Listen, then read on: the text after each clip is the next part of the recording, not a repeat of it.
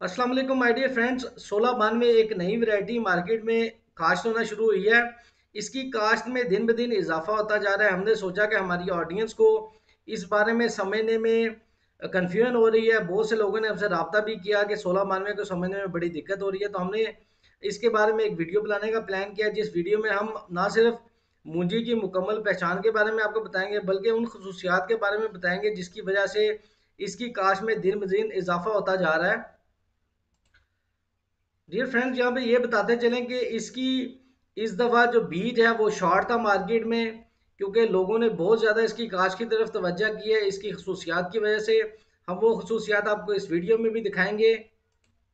दोस्तों, इस वीडियो में ख़ास तौर पर जो करेक्टरिस्टिक्स ऑफ सुपर जो 1692 पैडी हैं वो आपको बताए जाएंगे, क्योंकि ये जो 1692 की खसूसियात हैं उनकी मदद से आप मुकम्मल तौर पे इसकी पैडी को जज कर सकते हैं। इसकी पैडी अगर आपके सामने आती है तो आप फ़ौरन ये पता चला सकते हैं कि ये 1692 की पैडी है, क्योंकि इस साल मार्केट में इसकी पैडी काफ़ी ज़्यादा आनी है। और इसकी वजह से आपको इसके बारे में पहचान मुकम्मल क्लियर होनी चाहिए, ताकि जब भी आपके सामने ये आए तो आप इसको पहचान सकें। साथ ही साथ मैं आपको बताते चलूँ कि ये एक बासमती वैरायटी है। अब बासमती 1692 क्यों पॉपुलर होती जा रही है? जैसा कि आपको पता है कि पहले 11, 21 और 1509 मार्केट में बहुत ज़्यादा काश्त हो रही हैं। तो ये जो 1692 है ये क्यों ज़्यादा पॉपुलर होती जा रही है, इसमें क्या खसूसियात ऐसी हैं जिसकी वजह से लोग इसे काश्त करने की तरफ आ रहे हैं, ये सब हम इस वीडियो में बताएंगे। दोस्तों, इस वक्त स्क्रीन पे आपको 1692 पैडी का एक सैंपल भी नज़र आ रहा है। इस सैंपल की मदद से, इस तस्वीर की मदद से हम आपको ये क्लियर करेंगे कि इस पैडी की पहचान क्या है, इसमें खसूसियात कौन कौन सी होती हैं। यानी जो खसूसियात हम आपको 1692 पैडी के बारे में बताएंगे, वो खसूसियात हम इन तस्वीरी सैंपल्स की मदद से आपको क्लियर भी करेंगे कि जो यहाँ पे आपको नज़र आ रहे होंगे वो खसूसियात। इसके अलावा चावल के सैंपल की मदद से हम ये भी बताएंगे कि जब इसके चावल निकलेंगे वो आपको किस तरह से नजर आएंगे। माय डियर फ्रेंड्स, 1692 की खसूसियात बताने से पहले हमारे ऑडियंस को बहुत ज़्यादा मुश्किलात का सामना करना पड़ रहा है। कुछ चीज़ों को अंडरस्टैंड करने में मैं पहले वो आपसे क्लियर करना चाहूँगा।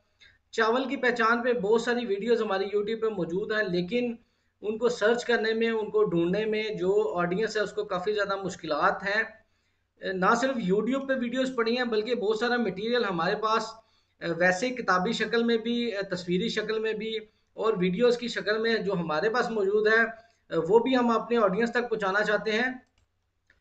इसके अलावा बहुत सारी वीडियोस जो हमारे पास मौजूद हैं, हम ये भी चाहते हैं कि उससे भी जो ऑडियंस है वो इस्तेफादा करें और ज़्यादा से ज़्यादा जो चावल की पहचान के बारे में अंडरस्टैंडिंग है वो अपनी बना लें, क्योंकि चावल की पहचान को समझना बहुत ही कोशिश वाला काम है। इसमें हमेशा आपको बहुत ज़्यादा क्रिटिकली चीज़ों को समझना पड़ता है।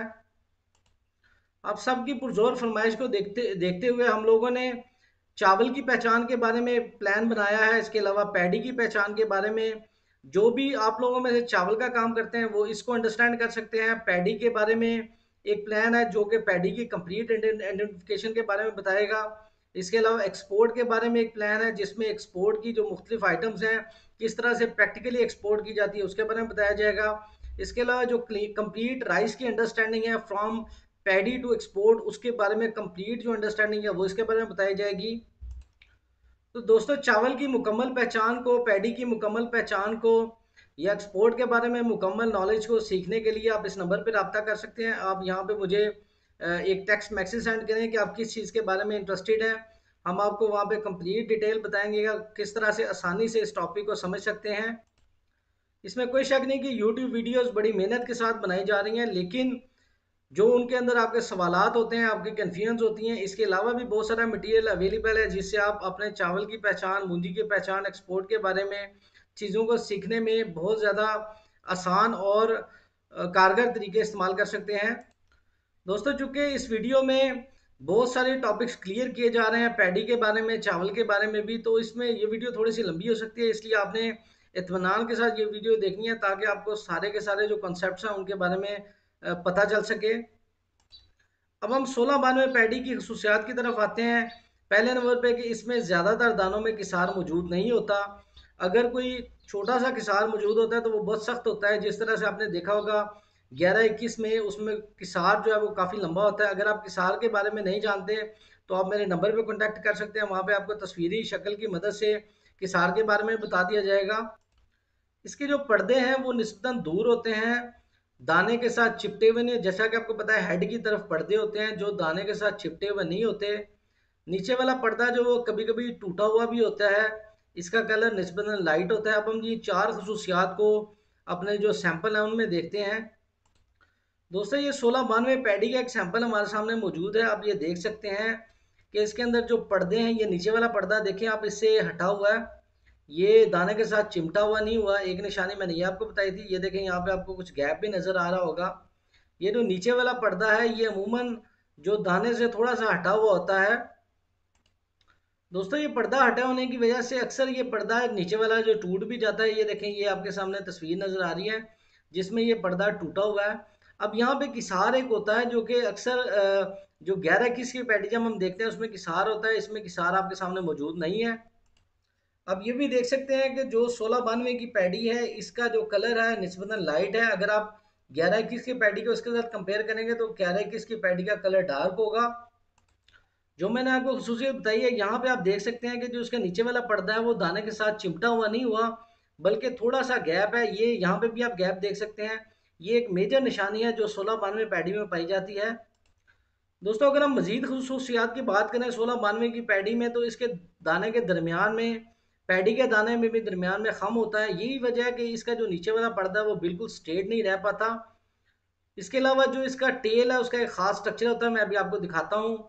जो इसके चावल के ग्रेन की लंबाई है वो 8.44 mm से लेकर 8.44 mm होती है, जबकि इसकी जो विड्थ है वो 1.83 mm होती है।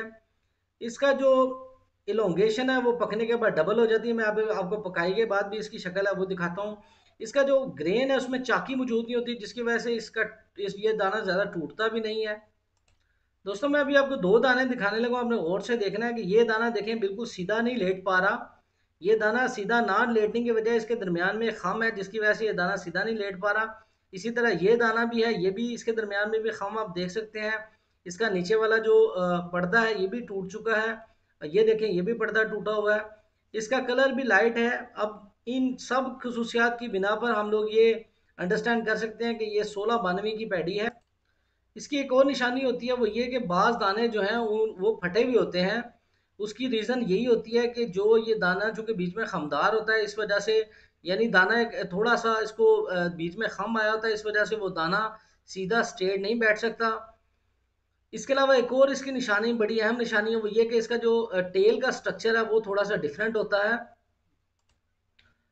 टेल में आप देख सकते हैं जो नीचे वाला हिस्सा है वो थोड़ा सा आगे बढ़ा हुआ होता है, जबकि ऊपर वाला हिस्सा वो निस्बतन पीछे है। जो इसकी टेल है उसकी ये निशानी होती है कि नीचे वाला हिस्सा आगे बढ़ा होता है, जबकि ऊपर वाला हिस्सा निस्बतन पीछे होता है। माय डियर फ्रेंड्स, अब इस बारे में बात करेंगे कि इसके मशहूर होने की मेन वजह क्या है। एक तो इसका जो काश का टाइम है वो कम होता है, 1509 से भी तकरीबन 10 दिन कम होता है, जिसकी वजह से इस पर रिसोर्सेज कम इस्तेमाल होते हैं, पानी कम इस्तेमाल होता है, खादें कम इस्तेमाल होती हैं और स्प्रे कम इस्तेमाल होते हैं। इसकी एक और मेन वजह यह है कि अब चूंकि बीमारियां 11-21 और 1509 में काश के साथ साथ ज़्यादा होने लग पड़ी हैं, तो ये नई वैरायटी है, इसमें बीमारियां निस्बतन कम होती हैं। इसका जो पैदावार है वो भी ज़्यादा होती है। इसके अलावा इसका टाइम भी कम होता है, जिससे रिसोर्सेज कम इस्तेमाल होते हैं। किसान को दूसरी चारा वगैरह लगाने के लिए जो खेत है वो भी जल्दी उसको फ्री मिल जाता है। मैं ये बताता चलूँ कि जो 1692 का मिल्ड ग्रेन है उसके अंदर जो 1692 का चावल का दाना है उसमें चाकी मौजूद नहीं होती, जिसकी वजह से ये दाना टूटता नहीं है, कम टूटता है और टोटा कम होता है। जो मिलिंग है उसमें भी इसकी जो परफॉर्मेंस है वो काफ़ी बेहतर है। इसके पौधे का साइज दरमियाना होता है, जिसकी दो फायदे होते हैं। एक तो पौधा गिरता नहीं है, दूसरे नंबर पे उसमें से दाने झड़ते नहीं है। अगर आप थोड़े दिन इसको नहीं भी आप उसको दानों को इकट्ठा करते तो वो खड़े हुए खेत के अंदर झड़ते नहीं है। दोस्तों अगर हम चावल के टेक्सचर की बात करें तो ये देखें, इसका जो दाना है ये सिलाईदार दाना होता है। इसका दाना जो पीछे से इसकी नोक होती है वो स्ट्रेट होती है। आप ये देख सकते हैं कि पकाई के बाद भी इसका दाना सिलाईदार होता है। जिस तरह 11-21 में पीछे चूंच निकली होती है नीचे की तरफ, वैसी इसमें नहीं है, ये सिलाईदार दाना है। दोस्तों नबी आखिरुज़्ज़मान हज़रत मोहम्मद सल्लल्लाहु अलैहि वसल्लम और उनकी आल पर दुरूद भेजें। अपना काम ईमानदारी, लगन और मेहनत के साथ करें। अगर आपको चावल या मूंजी की पहचान में कोई मसला है तो हमारे पास एक कंप्लीट प्लान आपके लिए मौजूद है। आप हमसे इस नंबर पर रब्ता कर सकते हैं। वहाँ पे हम आपको कंप्लीट डिटेल उसकी बताएंगे।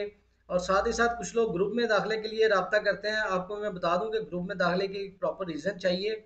या तो आप काम कर रहे हो चावल का काफ़ी अच्छा, या फिर आप उसके बारे में सीखना चाह रहे हो, तो फिर ही आप ग्रुप में शामिल हो सकते हैं। अगर आप एक्सपोर्ट करना चाहते हैं या मुकम्मल तौर पे चावल की अंडरस्टैंडिंग करना चाहते हैं तो उसके लिए भी आप इस नंबर पर रब्ता कर सकते हैं। दोस्तों, अपना और गिरदनवा के लोगों का ख्याल रखें। अल्लाह ताला आपके हामी नासिर हों।